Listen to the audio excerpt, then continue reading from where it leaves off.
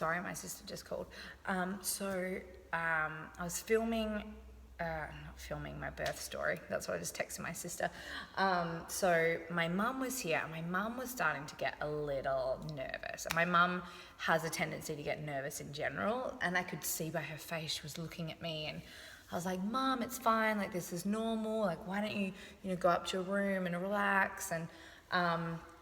And then I like really was starting to like deep moan through the sensations, like a real kind of Tibetan chanting, which I had learned in some of my Ina May Gaskin books, like a lot of deep, low, just ohms and a lot of kind of noises, and it was moving the energy from my body and out.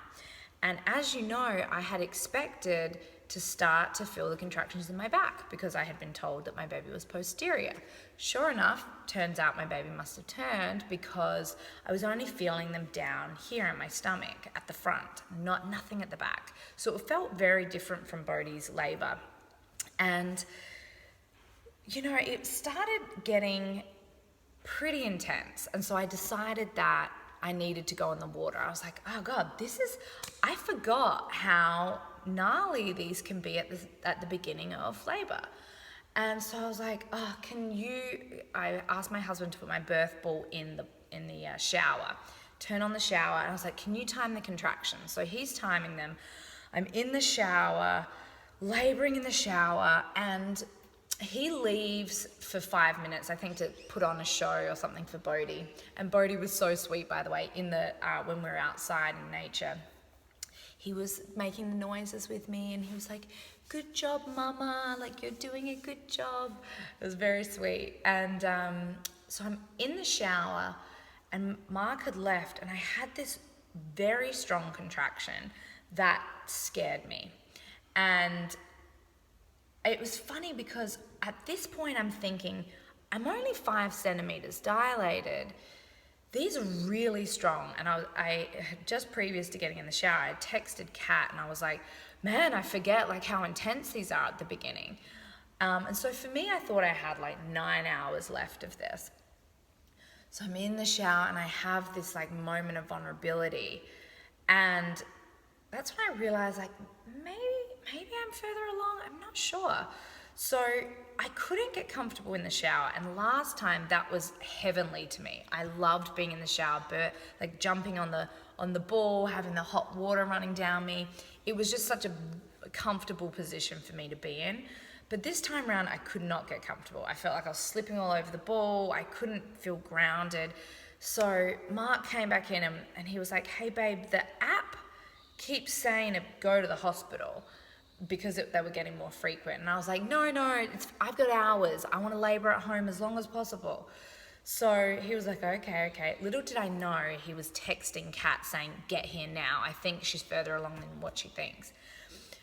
So he's run the bath for me. I go into the bath and I'm really vocalizing at this point. Like really the feelings of sensation, like the sensations are really strong. And I was pretending to swim in the ocean. I was using my arms. I was pretending to swim through these contractions in the ocean. That was just something that I was visualizing. And I kept on trying to switch up the low chanting into sweet sighing, because I remember I did that in Bodhi's birth. So I was like sighing sweetly, and it got to the point where I couldn't do that anymore, and the low vibrational sounds I was making was the only thing that was making me feel okay. And I was changing positions and like on my belly in the water and then on my back and then holding onto the side of the bath. And then Kat arrived and she was just saying, you're doing a good job. She was rubbing my back, but she kept on kind of disappearing and I didn't really know where they were going. Little did I know they were packing the car to go to the hospital. And Kat mentioned to me, she was timing them at this point, and she was like, okay, so the app says call an ambulance. It's time to go to the hospital. And I was laughing at the app in between contractions. I was like, no, it doesn't know what it's talking about. I still have so many hours to go. And Kat very gently said, I think it's better to be safe than sorry. Let's go to the hospital now. We'll get out, we'll get there. You can be in the bath, and at least you'll be there because it's a 30-minute drive to the hospital. I was like, okay, fine. I got out of the water, and she helped me put my clothes on, and then I started having to be on all fours in the house. So I'm on all fours, and they're really trying to get me in the car at this point, and I'm on the ground outside near the car, not feeling like I can get in the car. I was like, there's no way I can get in this car. On the ground, like moving my hips, and there's like bull ants walking in between my hands, and I'm studying these little ants. And it was just this surreal out-of-body experience, and that was so strong. I felt like I was so loud at that point with my vocalization, and I could see my mum's like little worried face in the background. She was like, oh, you should really go to the hospital now. So Bodhi was here, and Kat's little daughter was here with a babysitter. So the babysitter stayed with the two of them. And my friend Cassandra was coming up to pick up Bodhi, to have Bodhi for what we thought was going to be the full day. So I get in the car, it's a 30-minute drive, and there's really funny footage of me hanging over like the third seat like this. So there's 3 rows, and I'm just hanging over the back row, and I have a flannel on my face, and I'm just like moving around, and the flannel had eucalyptus on it, and Kat had another cold flannel on my stomach. And she was rubbing my belly and just telling me, you're doing such a good job. And at that point, it didn't feel quite as strong as it had in the bath. So I was saying to Kat, maybe she should check me when we get there. And Kat was like, it's fine, I'm pretty sure you're in active labor, don't worry about it. So Mark was making some wrong turns, and I was like with it enough to know he was not driving in the right direction. And so there's funny footage of me being like, use the GPS, babe, please use the GPS. And he's like, I got it, it's fine, just concentrate on what you're doing. And so they were coming every 2 minutes at this point, and they were lasting like a minute and a half long. And at some point it switched to that my breaks were shorter than how long my contractions were. And I was just moaning through them, like really low noises, and I was able to really ride them in that way. It never felt overwhelming. I think I only had 1 or 2 contractions that felt so strong that they were very, very intense. So we finally are pulling up to the hospital, and as we're coming up the ramp, pop, my water breaks everywhere in the car. So my water breaks, and I'm saying, guys, my water just broke, because I was not used to being in active labor and having my water break.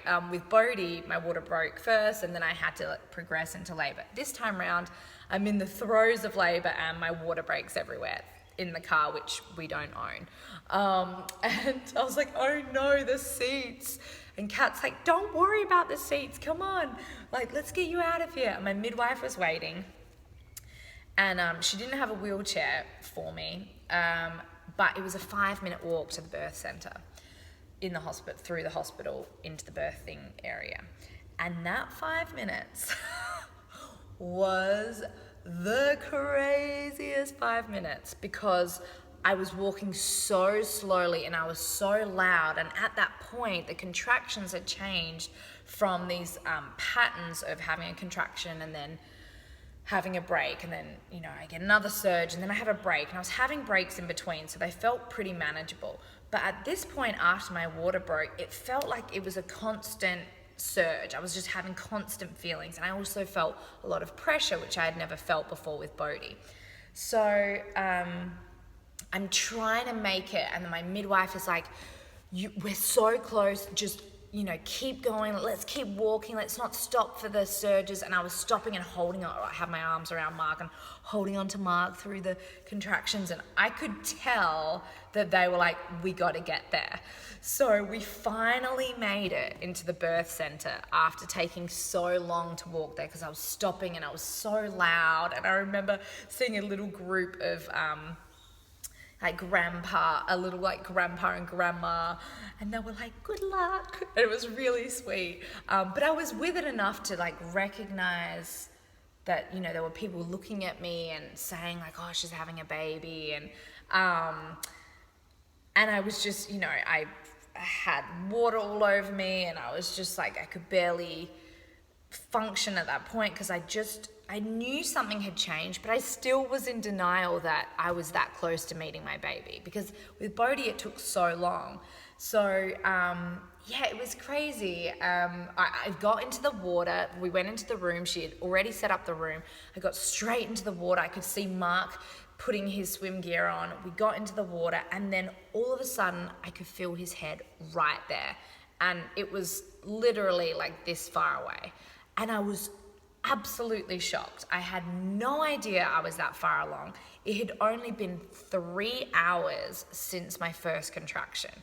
And I was beyond thrilled to feel his head right there. And I was telling people, his head, I can feel his head, he has hair.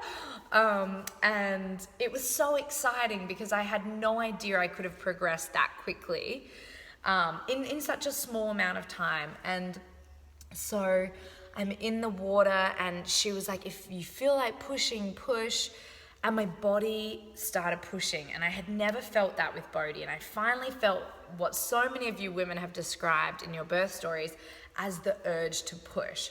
So I pushed once, his head came right down.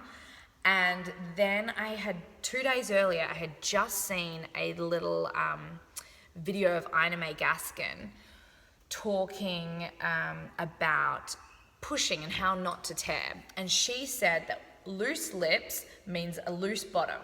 So every time you, instead of having the urge to really push your baby through that moment where the baby's crowning, instead of pushing, really just breathe and do horse lips and pant. So I specifically chose to go as opposed to push, and I panted. I was and it slowed that whole process down. And my midwife was like, look, if you push right now, I think you're going to tear. So slow it right down. And I kept on alternating between horse lips and panting, horse lips and panting. And it literally just brought his head out so slowly that I didn't tear. And it was the best feeling because I kept saying to him, I think I'm going to tear, I think I'm going to tear. And then I would alternate between the two. And I just slowed that process down. And I think that was the greatest thing I learned in this birth is the directed pushing didn't work for me last time. I directed, someone was like, push, and I would push with Bodhi. Whereas this time I really slowed that process down, and I could tell what my body needed. I needed to change positions to take pressure off, and then also just pant and do the horse lips, and he came out on that push. So that was 2 pushes and his head was out. With the 3rd push, his body came out. And I pulled him out from between my legs. We were in the water, so I got to have my water birth. Pulled him out, put him onto my body, and just started sobbing. The video of me is just sobbing, crying with happiness, and I'm looking around at my friends Kat and Claire. My other best friend Claire Hoban had arrived right before I gave birth, probably the 10 minutes I was in the water when I arrived. So I birthed him 20 minutes after I got to the hospital. 10 minutes after I got in the water. So I really slowed that period down. And I'm looking at my friends and I'm like, I'm so happy. I keep just saying how happy I am. And I'm telling my sweet son, I was like, I love you, I'm so in love with you. And it was just the most surreal feeling because I never knew that I could have that birth story. It was the story that I had manifested. It was the birth I had dreamt of, and I was just in shock that it had happened so quickly in 3 hours. I'd got to the hospital and birthed him in 20 minutes. I got to have my water birth that I really had hoped for and dreamt for with Bodhi, which I didn't get to have with him. And then here I was holding my baby in my arms, and it felt like just an hour ago I had started this whole process. So that is my story. I'm still on a high. I cannot believe it was a week ago today that this happened. And I feel incredibly blessed. And I'm running out of time.